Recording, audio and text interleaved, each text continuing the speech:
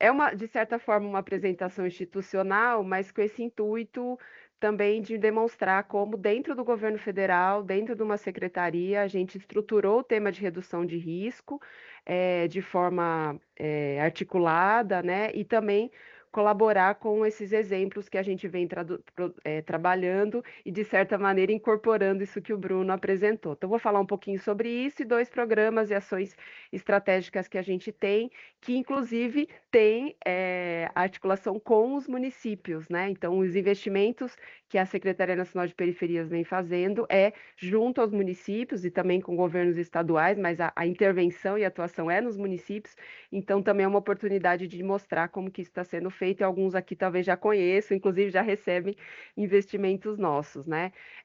Só um contexto, né, da Secretaria como uma inovação institucional, mas também uma demanda histórica, né? Uma, uma institucionalidade que vem reparar, né, a exclusão, a desigualdade, todo esse processo, né, de favelização que o Brasil teve, né, de informalidade no acesso à terra, no acesso à moradia, como a gente vem incorporando ações para reduzir essas desigualdades e, claro, proteger vidas, porque as populações nas favelas e comunidades urbanas são as mais vulneráveis, mais expostas aos eventos extremos e com menor capacidade, né, de enfrentamento.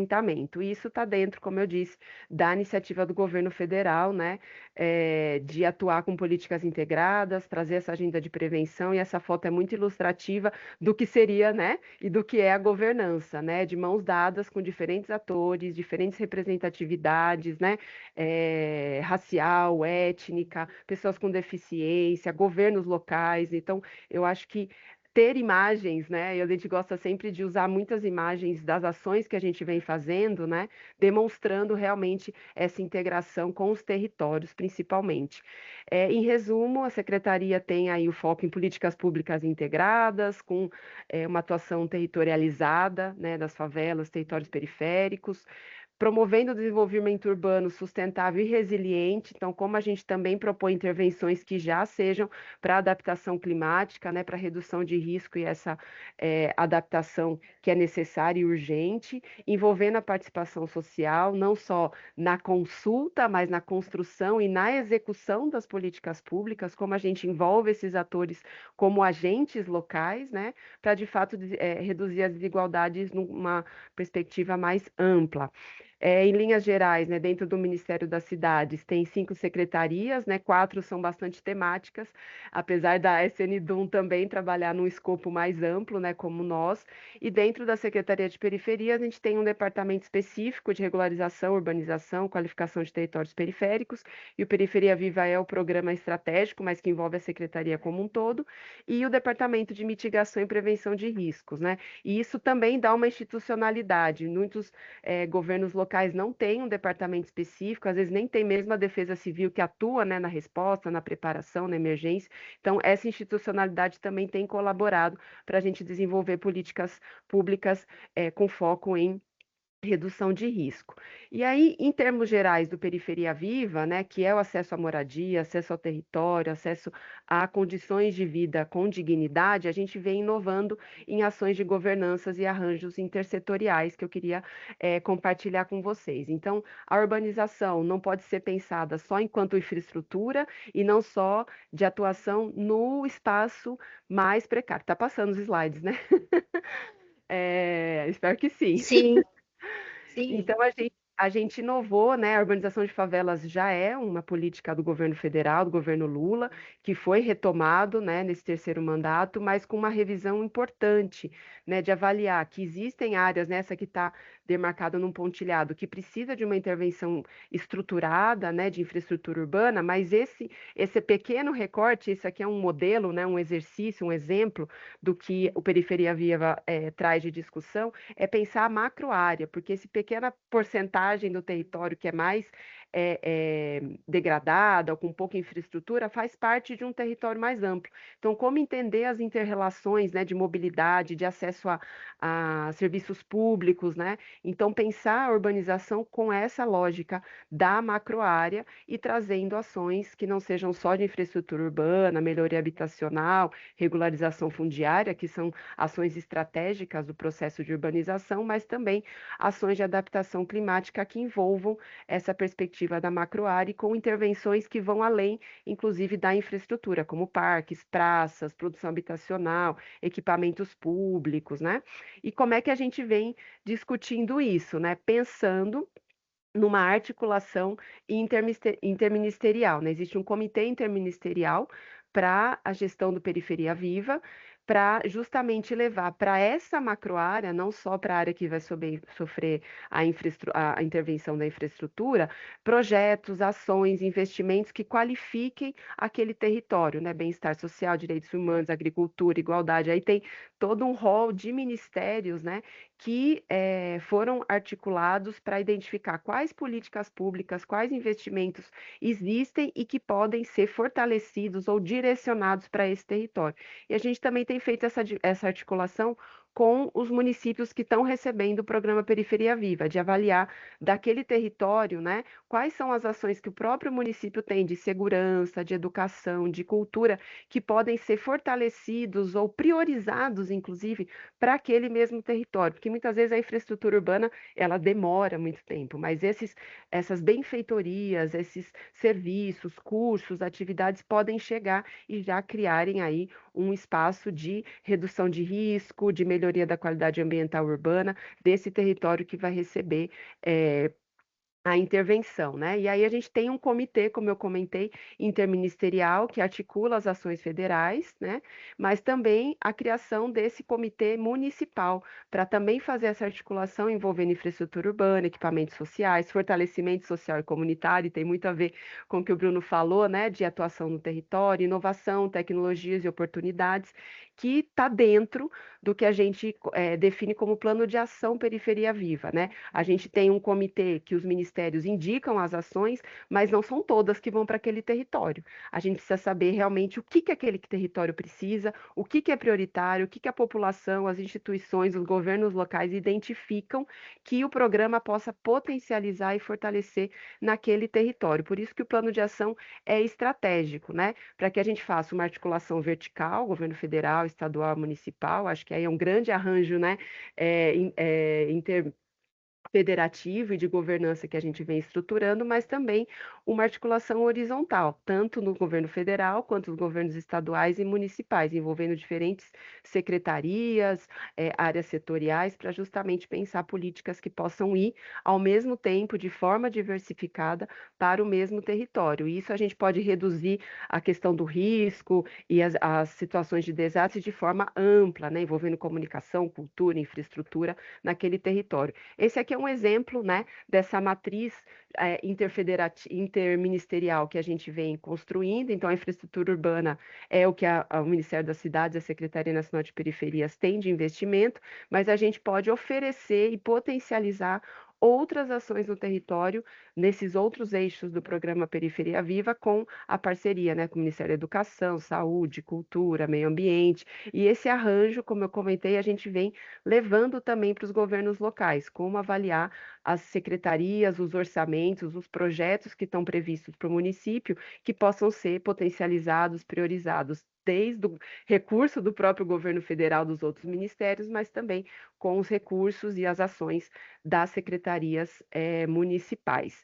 E aí os pilares, então, do programa têm exatamente esse arranjo de governança e ação intersetorial, envolvendo participação social, visão territorial, integração de políticas, e isso se materializa no que a gente chama de posto territorial. Todos os projetos de urbanização de favelas, né, têm como primeiro ato a instalação do posto territorial, que tem uma assessoria técnica que vai comunicar à população qual é o projeto, fazer o trabalho social, levar o poder público para o território e fazer o que a gente chama de plano de ação, né? Como que a gente vai conversar com essa população, né, identificando as necessidades, identificando soluções pensadas, que arranjo pode ser feito, quais são as lideranças, ONGs, coletivos, as UBSs, quais são os equipamentos existentes, o que que falta, o que precisa melhorar, o que que a população já está fazendo e poderia ser fortalecida, principalmente no que a gente chama de ação tática, né?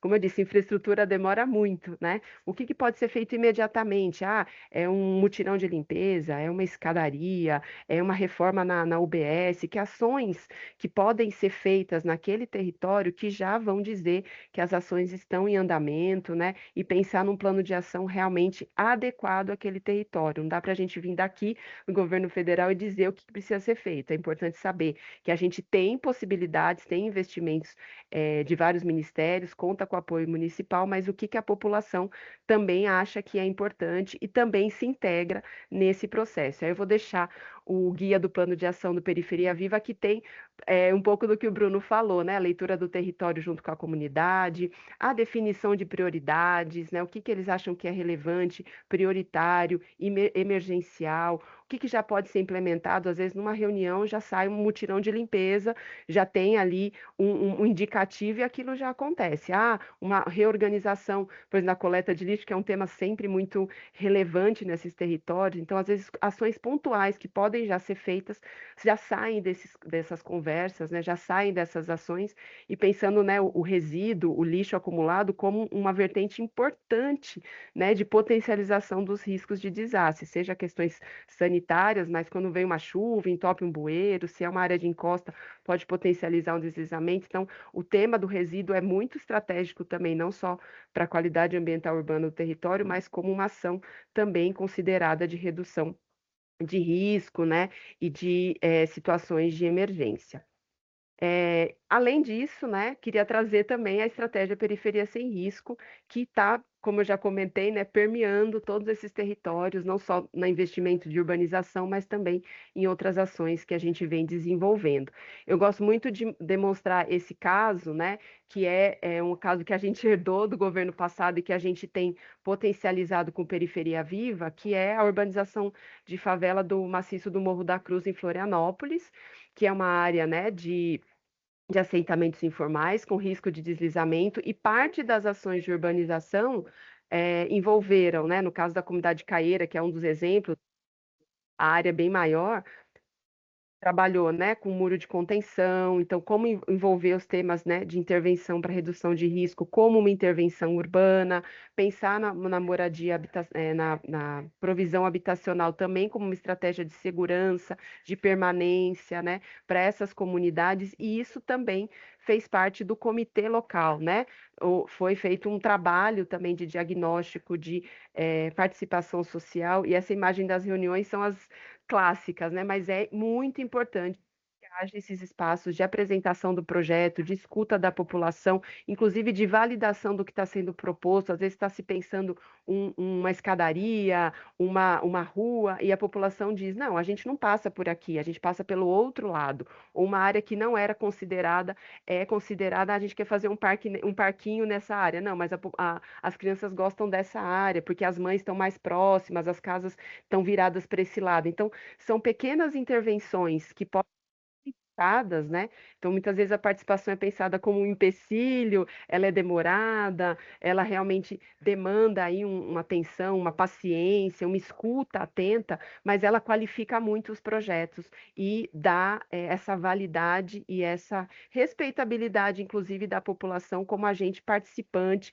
e apoiador do processo que está sendo feito. Então, é um caso que a gente gosta de falar, que a urbanização de favelas é também uma estratégia de prevenção de riscos de desastre, e a participação social é estratégica para definir quais são as intervenções, como vai ser feito, inclusive processos de realocação, né, que são conflituosos, são críticos e às vezes são necessários, né, se não dá para fazer uma adequação da infraestrutura para permanência, isso tem que ser muito discutido e não é só um trabalho social que precisa ser feito, precisa ser também pensado como que o projeto vai atender e explicar para as pessoas esse trabalho que está sendo feito.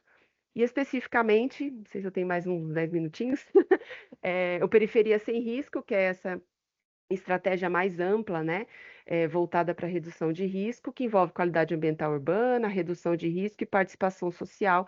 Esse aí é uma foto de uma das caravanas que a gente fez do Periferia Sem Risco, discutindo justamente o que tem de problemáticas naquele território, o que as ações dos governos locais estão fazendo, o que que pode ser pensado, né? E isso vem, inclusive, qualificando as nossas ações, né? Não foi do nada que esse arranjo do Periferia Viva foi feito e a estratégia Periferia Sem Risco foi construída. Foi a partir das caravanas, no primeiro ano da secretaria, aí está a foto do secretário Guilherme Simões, que fez uma grande andança, falando com movimentos, com governos locais, com lideranças, com especialistas de arquitetura e urbanismo, né, especialistas de gestão de risco, para entender as problemáticas e pensar como que o governo federal poderia desenvolver ações e programas adequados aos territórios. Então, é um resultado também de pesquisa, de levantamento e de principalmente diálogo. Muitas vezes, como eu disse, a gente pensa algumas ações técnicas, mas a gente tem que ter uma leitura técnico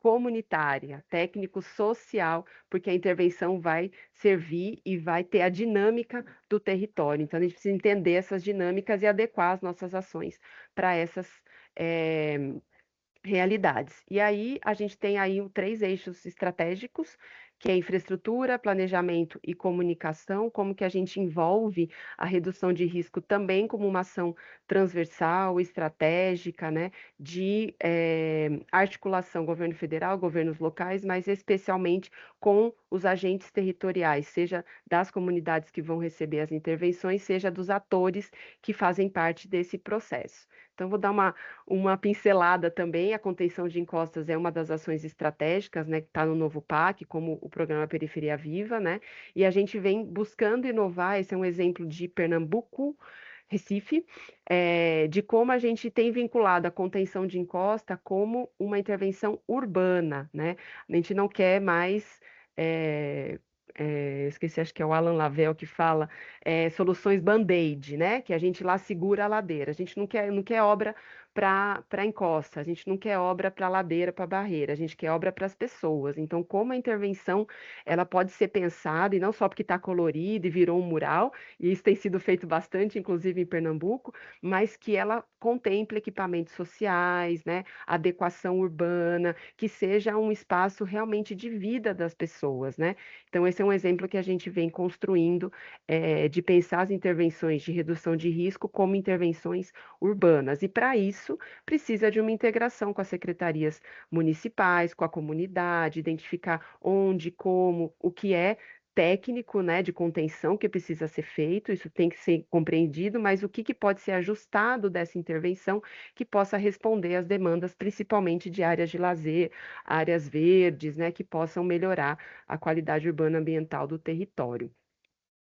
Uma outra ação de infraestrutura que a gente vem buscando inovar, que são as soluções baseadas na natureza, como que a gente pensa a intervenção nos territórios periféricos, melhorando a qualidade urbana ambiental, não só com jardins de chuva, que é sempre um clássico que pode ser feito, que é importante, mas pensar em arranjos que melhorem, né, a drenagem local, melhorem, inclusive, a questão da temperatura, esses territórios em geral. Sofrem, né, com as ondas de calor, são territórios que a temperatura é ainda maior, então, como a gente também consegue fazer ações, isso é bem importante, multicritérios, multibenefícios, né? Ter uma intervenção para redução de inundação, de deslizamento, melhoria também de questões sanitárias, né, relacionadas às doenças, mas também reduzir as temperaturas, que é mais um risco que a gente vem enfrentando com as mudanças climáticas, que não estava contextualizado, né, não estava no nosso radar, mas vem matando pessoas, vem causando inúmeras enfermidades, inclusive causando mais custo para a saúde pública, não só para as pessoas, mas para o sistema de saúde pública. Então, como a gente também pensa em intervenções que possam ser integradas. E para isso, né, também deixo aí o manual de como foi o trabalho de constituição, e a gente ainda está fortalecendo as SBNs como uma política de redução de risco, mas também de desenvolvimento urbano ambiental para as periferias, com um arranjo também interinstitucional, né? A gente lançou o edital Periferias Verdes Resilientes, numa parceria com o Ministério do Meio Ambiente, e no nosso caso, os projetos selecionados estavam nas áreas do Periferia Viva, então as áreas que vão receber, né, a urbanização de favelas, as macroáreas, como eu apresentei, também vão receber essas infraestruturas verdes, esses projetos que envolvem, né, um financiamento com organizações da sociedade civil, prefeituras e universidades para fazer de fato um trabalho integrado, porque também produzir áreas verdes, né, também demanda uma manutenção, um monitoramento e que isso seja incorporado também pela gestão pública. Então, isso é muito importante também pensar como as intervenções reduzem o risco, mas precisam ter um monitoramento, um cuidado, não só a população precisa conhecer, atuar e também ser um, um, um, um um agente, né, de manutenção e monitoramento, mas como os governos locais e as instituições envolvidas também podem fortalecer essa intervenção. Os planos municipais de redução de risco, que também é uma outra política que a gente vem fortalecendo, de fazer o diagnóstico das áreas de risco, setorizar quais são realmente as casas, as moradias, as pessoas que estão nessa situação, que obras são possíveis, tanto, né, de contenção de encostas, soluções baseadas na natureza, drenagem, mas que ações também não estruturais podem ser pensadas. E todo o processo de mapeamento, de diagnóstico, inclusive de definição das ações tem sido feito num arranjo de governança. Primeiro, com os governos locais, também vou deixar aí os manuais, né? As equipes técnicas do PMRR, né, que a gente trabalhou com universidades, agora com o Serviço Geológico do Brasil, e fizemos também uma parceria com a UNOPS, né, uma agência das Nações Unidas, para fazer esse trabalho, né, para chegarmos aos 200 planos municipais, né, anunciados pelo Ministério. A gente vai chegar nesse volume em 4 anos, é uma grande inovação, um grande feito que a gente vem potencializando, porque a gente só reduz o risco se a gente conhecer qual, onde, quem está em situação de risco e o que fazer em relação a isso, né? E dentro do PMRR, todos os municípios que recebem, né, esse investimento precisam definir um comitê gestor municipal, que não seja só defesa civil, mas obras, saúde, educação, meio ambiente, né? Que de fato o mapeamento e os resultados desse mapeamento sejam integrados e orientados a partir da gestão local. Então, esse arranjo também interno, né, é importante, além de as oficinas, as ações nos territórios, identificar com a população quais são as situações, os acidentes que aconteceram, né? Identificar de fato a situação que está ali instalada e como reduzir com ações tanto estruturais quanto não estruturais. A gente também inovou com os planos comunitários, que também é o mesmo formato, né? De mapeamento, mas aí a gente vai para as comunidades específicas que estão em situação de risco, que foram setorizadas, né?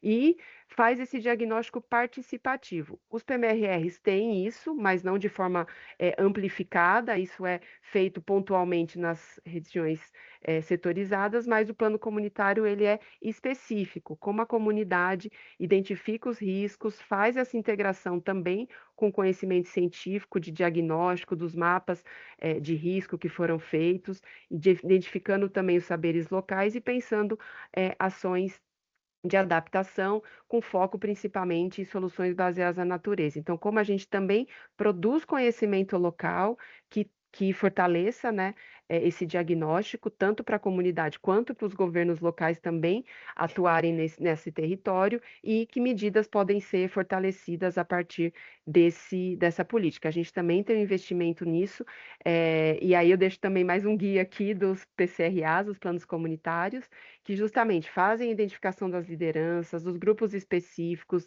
os conflitos internos e externos, né? Não é quando a gente chega na comunidade que todo mundo tem a harmonia do entendimento e do que deve ser feito também no território. A gente tem lideranças políticas, religiosas, comunitárias, tem instituições atuando no território, universidades, ONGs, a própria prefeitura tem a sua intervenção no território. Então, como que a gente identifica, avalia também esses atores institucionais e fortalece uma rede de trabalho, tanto para o mapeamento quanto para as intervenções. Então, é uma ação que a gente vem construindo, né, de mapeamento participativo, de participação social, de identificação técnica comunitária do território. Eu acho que essa expressão é muito feliz, né, porque não é o saber local que se sobrepõe ao saber técnico, mas como conjuntamente eles constroem um conhecimento adaptado para o território, e isso só é possível realmente com oficinas, com atividades, com diálogo, que leva tempo, mas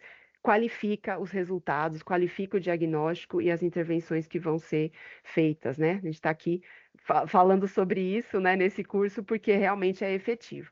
E uma última ação que a gente vem fazendo dentro da estratégia, que é a campanha nacional Aprender para Prevenir Cidades Sem Risco, campanha educativa que faz esse trabalho justamente com as comunidades, instituições, para mobilizar ações de educação, né? Infraestrutura é importante, planejamento e diagnóstico também, mas não dá para esperar tudo isso. Então, precisamos também agir agora e mobilizar as pessoas para pensarem, fazerem diagnósticos e construir uma rede de prevenção. Eu gosto muito dessas imagens que a gente fez na semana passada lá em Paraty, no litoral sul-fluminense, uma comunidade quilombola, que também sofre, né, com essas intervenções, ficou ilhada por conta de inundação. É um tema que é sensível, mas também sensibiliza as pessoas. Então, é um momento, infelizmente, de emergência climática, mas felizmente de percepção de risco. Então, é importante a gente aproveitar também esse processo, né, infelizmente, de muitos desastres, mas que vem trazendo para a população uma necessidade realmente de atuação e que não é só responsabilidade dos governos locais, é também responsabilidade da população num trabalho integrado. Então, a campanha vem fortalecendo essa lógica de rede, trabalhando com lideranças, educadores, mobilizadores e os gestores públicos e servidores públicos para a gente estruturar de fato, apoiar políticas locais, né? A articulação com defesa civil tem sido muito forte, né? O quanto que eles estão querendo construir planos de contingência, mapeamentos participativos, mas também como a população quer participar, sabe da situação e também atuar dentro do seu próprio território. Então, está sendo também uma ação bastante rica que a gente vem construindo de políticas integradas para redução de risco. Aí é o site da campanha, já faço aqui a divulgação, ela está no ar. O início das inscrições das atividades educativas, das ações, começa em 15 de abril, então deixo aqui também um convite para os municípios, para as instituições, para as organizações com as quais vocês trabalham e que possam ser mobilizadas para inscreverem, porque a ideia da campanha é também a gente mapear no Brasil quais são as instituições, escolas, defesas civis, universidades que vêm atuando no tema de educação para também fortalecer com elas as nossas políticas, as nossas ações nessa rede de proteção. Não sei se ainda dá tempo, como é que está aí que eu fui falando. Sim, pode falar. A Posso falar gente mais tem um tempo. pouquinho? Eu queria Sim, trazer só um outro exemplo também de arranjo que a gente vem construindo, que é uma política nova também, que é o CEP para Todos, e também já faço a divulgação para os municípios, os representantes que estão aqui, que é uma política, parece simples, né, o endereçamento, mas até esse ano, se eu não me engano, acho que foi esse ano que a gente completou, é, as todas as favelas do Brasil têm um CEP, têm um endereçamento. E isso é fundamental para diagnóstico, para identidade dessas pessoas, né, que não é só que não recebiam cartas, né, não recebiam encomendas, mas tinham dificuldade de matricular os filhos, porque não tinham o endereço, né, da escola mais próxima, para procurar emprego, para se cadastrar no CadÚnico, por exemplo, ou numa UBS. Então, é uma política que a gente construiu também junto com o Ministério das comunicações, com os Correios, né, com o IBGE, pensando como fazer esse mapeamento, esse diagnóstico e prover CEP para todos, né? À toa que o nome é esse. Então, todas as favelas e comunidades urbanas hoje têm, pelo menos na sua região, um CEP que identifica que aquele território existe, né? Ele tem lugar, e isso é também dignidade, direito para essas populações. A gente está avançando agora para o endereçamento por ruas. Esse aqui é um exemplo do que foi feito, né, o que tem sido discutido, e é uma política de articulação territorial por excelência, né? Pensar com as pessoas que estão no território quais são as ruas, inclusive abrir essas ruas, né? Qual o nome dessas ruas, qual a identidade que existe naquele território, e que envolve aí um planejamento, um mapeamento com as lideranças comunitárias, coletivos, com a prefeitura, com reuniões de alinhamento, para fazer esse desenho, né? Identificar quais são as casas, os números, nome de rua. Isso também é dar dignidade, é dar direito, né? Para essa população que está excluída, né, das políticas públicas, inclusive não só de infraestrutura urbana, de regularização fundiária, mas de ter uma identidade territorial. E isso tem uma articulação direta com redução de risco, né? Porque a gente pode ter, a partir desse mapeamento, desse CPamento, né? Processo de regularização, urbanização de favelas, investimentos em infraestrutura, planos de mobilidade e de redução de risco, né? Como é que a Defesa Civil ou como é que a gente vai fazer intervenções no território se a gente não sabe quais são as ruas, né? Que local que é esse, né? Não tem esse diagnóstico territorial daquele território. Então, é também uma estratégia importantíssima para as ações de redução de risco, ter, né, quais são as rotas de fuga, se a gente não sabe quais são as ruas ou por onde as pessoas passam. Então, o endereçamento também tem sido porta para potencializar planos de contingência, de mapeamento de risco, né, de rotas de fuga e de atendimentos também de saúde para essa população. Então, aí é um exemplo, também deixo aí o CEP para Todos, é um guia prático para que as prefeituras possam também fazer esse mapeamento, potencializar o trabalho junto com universidades, coletivos, e, a partir disso, ter o diagnóstico territorial que vai potencializar as ações de intervenção urbana e também de redução de risco, que é o grande foco aí desse projeto, mas que tem uma relevância significativa. E, por último, a nossa rede Nós Periféricos. Tem muito mais coisa, mas eu fiz uma seleção aqui. A rede Nós Periféricos, também deixo aqui divulgado para vocês.